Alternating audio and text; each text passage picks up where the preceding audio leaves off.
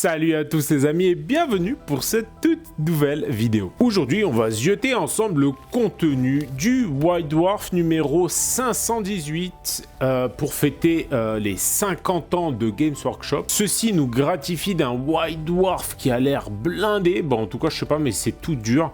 Donc on va découvrir ensemble son contenu. Allez, sans plus tarder on attaque, mais avant ça je tiens à remercier tous mes boss sur Patreon dont vous voyez la liste défiler.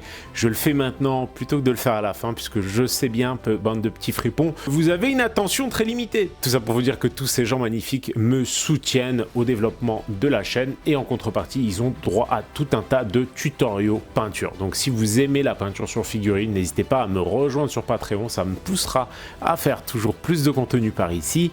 Et bien sûr, vous pourrez accéder à plein de contenus spécifiques sur la dilution, des figurines en STL à télécharger et à peindre. Si vous n'êtes pas sur Patreon et même si vous y êtes, à mettre un petit commentaire, un petit like, un petit partage, parce que ça aussi, c'est une forme de soutien qui fait très plaisir. Donc déjà, on peut constater un truc tout con, mais il y a un petit papier comme ça à détacher. Donc je vais l'ouvrir devant vous, la preuve que je n'ai rien préparé pour cette vidéo évidemment. Donc c'est les 50 ans de Warhammer quand même, et ça c'est pas rien. On va regarder un petit peu le contenu et voir un peu, d'ailleurs voilà, c'est cette planche là qui faisait que c'était aussi rigide, mais qu'est-ce donc que cette planche? Donc on a un petit code pour Tacticus, je n'y joue plus, donc je propose que le premier qui tombe dessus le récupère. Donc je vous le dis à voix haute, 0002 PV 1 S1 RM Q 255. Voilà, faites-vous plaisir les amis, c'est Tonton Mo qui régale, et si vous jouez à Tacticus, ça vous fait un code de prix. Voilà, ça fait plaisir ou pas? Ça fait plaisir. En tout cas, ça c'est fait. Moi de toute façon j'ai dit que je ne retoucherai plus à ce jeu. Et ensuite on a ces planches là. Alors c'est en anglais a priori et c'est toujours un truc un peu chelou. C'est-à-dire que là en fait j'ai l'impression que c'est pour Talisman. C'est un jeu de plateau qui a priori n'existe qu'en anglais. Alors c'est joli hein, mais en fait techniquement comment vous dire,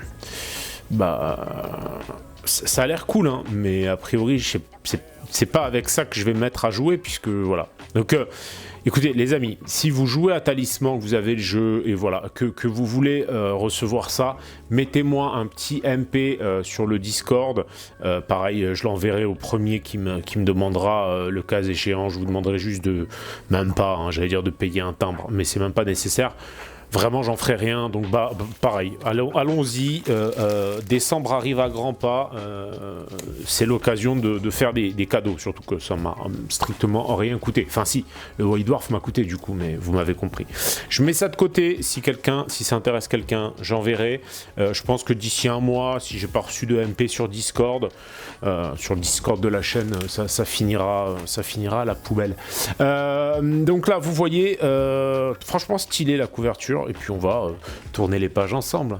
Vous connaissez maintenant, vous me connaissez bien. 50 ans, on a du mal à croire que Games Workshop existe depuis 50 ans. Pour la plupart d'entre nous, cela signifie que notre hobby préféré existe depuis plus longtemps que nous. Oui, c'est vrai. Il apprenait à conduire alors que nous étions encore à la maternelle. Ouais, c'est beau. Hein. Par contre, il n'y a plus la tête du gars qui écrit l'article, quoi. Dans l'encart de ce mois. Ah, il y a un encart aussi. Ça fait plaisir. 50 ans, Games Workshop. Vous voyez l'évolution? Et maintenant, en fait, ils ont changé et c'est plus Games Workshop, quoi, je crois. Non, maintenant, c'est Warhammer. Donc, finalement, Games Workshop n'aura pas tenu si longtemps que ça, puisque maintenant, ça s'appelle Warhammer. Il y en a eu des boîtes. Hein. Il y en a eu des boîtes, c'est beau. Tout commence ici, il y a 50 ans dans les ténèbres de Londres, la magie s'opère, un trio de mages, de héros fabuleux. Ça c'est chouette. Franchement, ce genre d'article que je pense lire, alors c'est rare, hein, les articles World Dwarf, mais ouais, je pense que je le ferai avec les Games Day, un petit truc sur Rock Trader. En 1987, Games Workshop sortit le jeu Rock Trader qui avait pour cadre les ténèbres d'un lointain futur. Jess, concepteur de figurines, était là au lancement. Nous l'ignorons alors, mais Rogue Trader allait être un succès colossal. Je me souviens que Rick nous exhortait à ne pas trop y croire, que le soufflet pouvait retomber en 6 mois. Au studio, nous nous étions tous donnés à fond dans ce projet. Je faisais des figurines, des illustrations, des bannières et des symboles. J'écrivais même un peu d'historique, comme tout le monde. Il fallait d'autant plus d'illustrations qu'il y aurait peu de figurines à la sortie. C'est un soir au pub, après le travail que John Bloch et moi avons dessiné l'Aquila de l'Imperium. Désormais indissociable de Warhammer 40 000, le dessin, inclus dans le livre, m'a alors paru un peu bancal. C'est fou quand même. C'est fou. Non, c'est beau ce genre d'histoire quand même. Ça claque. Faut pas dire quoi. On est là-dedans depuis toujours. Ça nous a quand même pour beaucoup d'entre nous inspiré.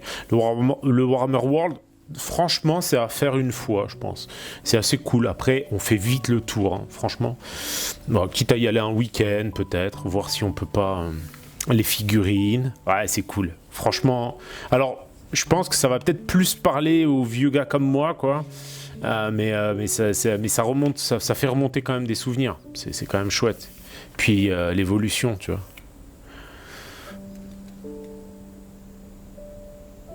Donc dans sa quête constante d'améliorer ses figurines, Games Workshop a passé le cap de la conception numérique au troisième millénaire. Ce ne fut pas aussi simple que de franchir une ligne, dit Jess. Il a fallu presque une décennie. Nous étions avant tout des sculpteurs aux doigts scarifiés par les outils et endurcis à force de mélanger du mastic époxy. Certains, surtout les plus jeunes, ont fait la transition sans peine. Pour les autres, dont moi, cela a pris un bon moment.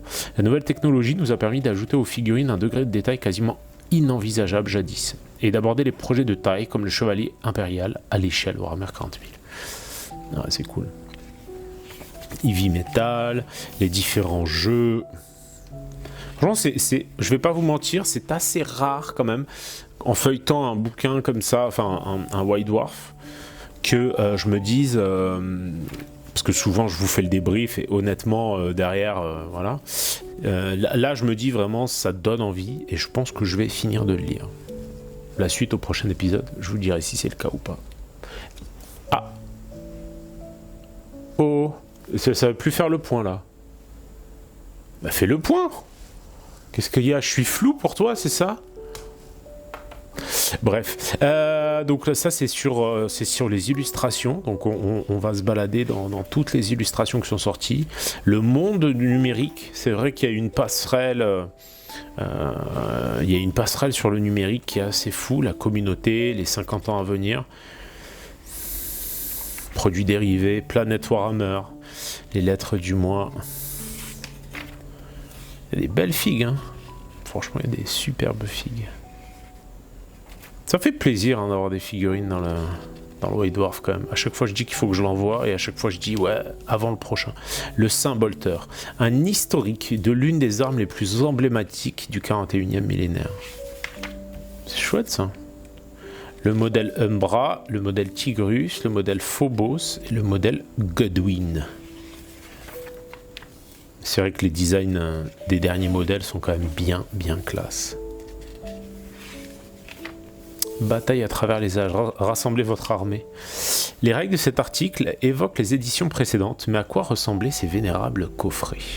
Deuxième édition, la boîte de la deuxième édition de 1993 contenait 80 figurines cicadelles, 20 orques et 40 Gretchen, contre 20 marines tactiques Blood Angel. Heureusement, il disposait de lance-flammes et de lance-missiles pour purger tous ces xénos.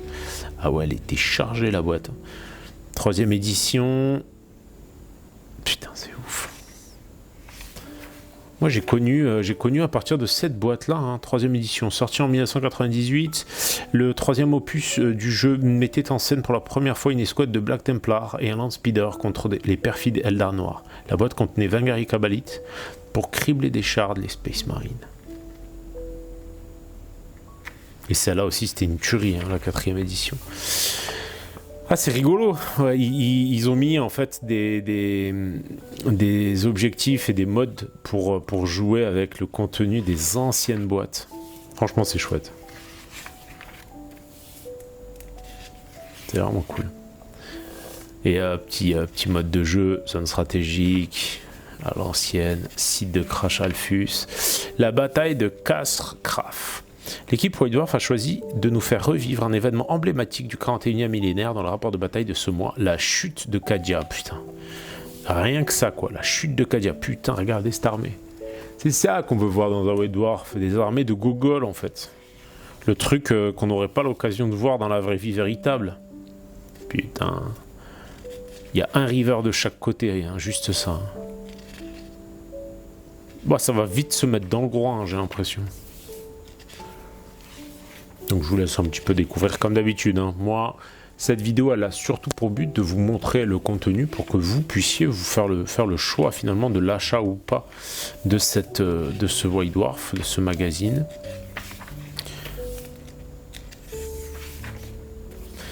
Course mortelle dans le désert. Ça c'est rigolo. Ouais. C'est Noël qui rigolait en disant que les chars à AOS ça servait à rien. Bah voilà. Maintenant ça sert. Hein. Ça sert parce que maintenant vous pouvez faire des courses de chars. Ça fait plaisir quand même. Après ça peut être des modes de jeu sympas. En vrai le seul problème c'est qu'on n'a déjà pas le temps de jouer. Donc c'est vrai que c'est des fois un peu compliqué quoi. À tombeau ouvert, les royaumes mortels résonnent des bruits des essieux qui s'entrechoquent et des faux qui tournoient. Les chars sont de sortie. Ces attelages meurtriers sont utilisés par de nombreuses factions et laissent un carnage dans leur sillage. Légion de feu, les concepteurs des figurines nous parlent des forges ruines de Hachut.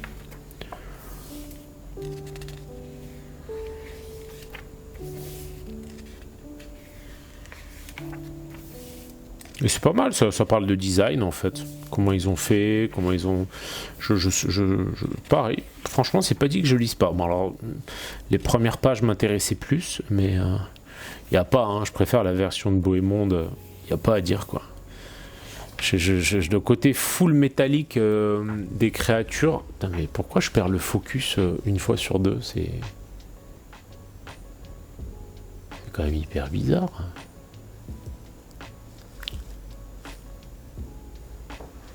Là, c'est bon. Donc c'est vrai qu'au final, ouais, j'aime bien les nains, mais je suis pas fan des mechas, quoi. Je suis pas fan des mechas. Les nains, ça va, mais ouais, cette bête là.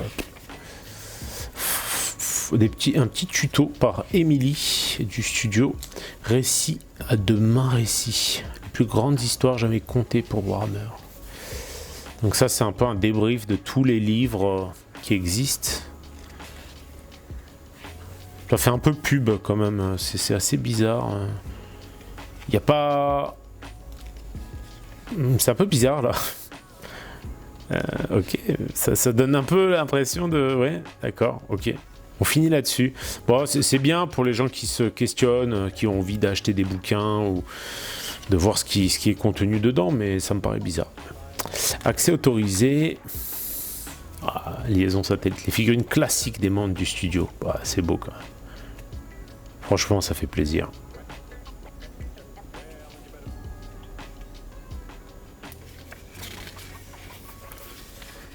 Les classicos.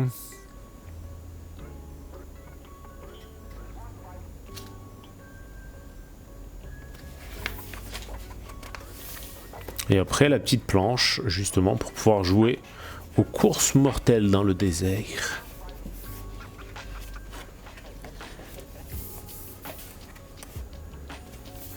Et voilà. Et voilà les amis, on a fini de débrief sur ce White Dwarf 518. J'espère de tout cœur que cette vidéo vous a plu et vous permettra de décider si vous avez envie d'acheter la bait ou pas. En tout cas, moi je vous embrasse tous. Je vous retrouve comme d'habitude le lundi, mardi, jeudi et vendredi sur Twitch en live pour peindre des bonhommes. Et évidemment les dimanches sur Patreon pour vous proposer un petit tuto peinture. Voilà les amis, allez, on se retrouve la semaine prochaine pour une prochaine vidéo. Ciao, ciao les amis.